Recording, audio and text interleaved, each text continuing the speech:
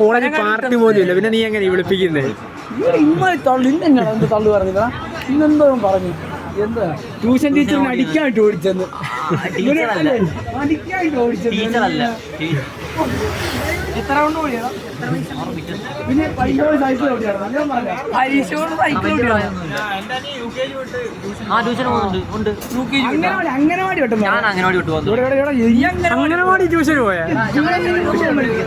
അച്ഛനെ പഠിക്കാൻ കൊണ്ടുപോയി കയറാണ് ഇവിടെ കെടുത്തു. സത്യമായിട്ട് ജെറിയും കേക്കണ്ട, കൈ മടക്കറന്ന് വന്നാല് ഇങ്ങനെ തള്ളാവും.